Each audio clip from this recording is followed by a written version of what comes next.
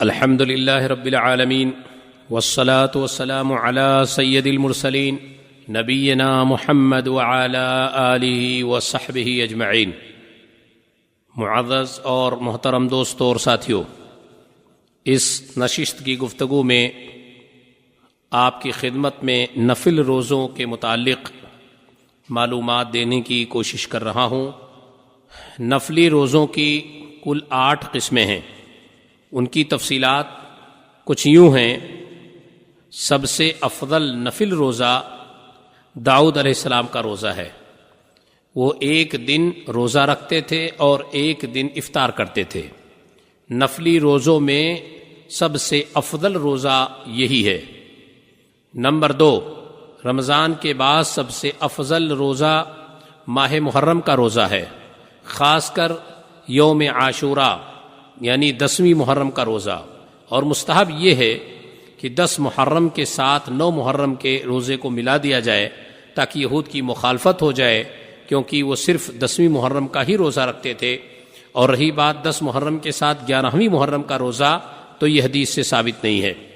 نفلی روزوں کی تیسری قسم یہ ہے ماہ شوال، یعنی ماہ شوال رمضان کے بعد والے مہینے کے 6 روزے، یہ بھی نفلی روزوں کی قسموں میں سے قسم ہے۔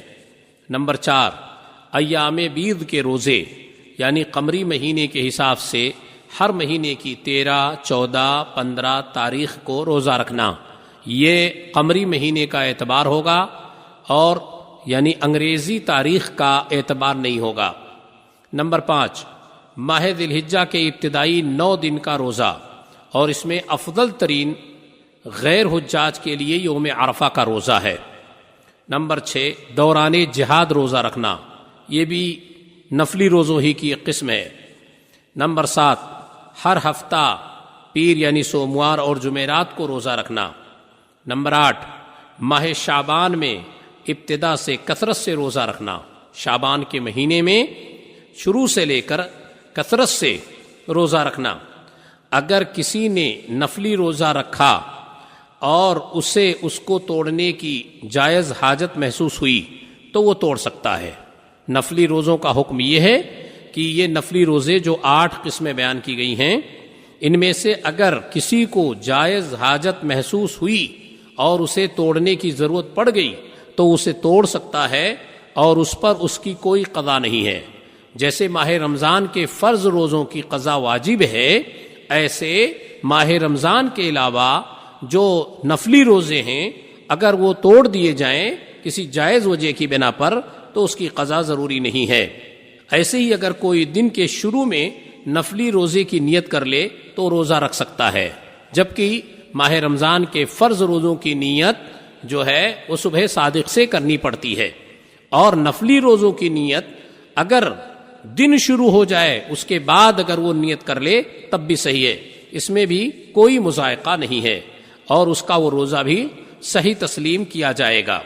یہ نفلی روزوں کے بیان آپ کی خدمت میں ہم عرض کر رہے تھے، وہ اس لیے تاکہ ماہ رمضان کے روزوں کے ساتھ آپ کو یہ بھی معلوم ہو جائے کہ کچھ ایسے بھی نفلی روزے ہیں جن کے بھی اجر و ثواب کافی ہیں اور شریعت نے اس کا ذکر کیا ہے۔ لہٰذا ہمیں چاہیے کہ ہم جہاں ماہ رمضان کے روزوں کے مقام کو، مرتبے کو اور احکام و مسائل کو سمجھیں، وہاں ہمارے لیے یہ بھی ضروری ہے کہ ہم نفلی روزوں، اس کی نوعیت، اس کے اقسام کو بھی سمجھیں اور ان کے مسائل کو بھی سمجھیں۔ اللہ تعالی ہمیں اس عمل کی بھی توفیق نصیب فرمائے۔ وآخر دعوانا ان الحمد للہ رب العالمین، وصلی اللہ علی نبینا محمد وعلی آلہ وصحبہ اجمعین۔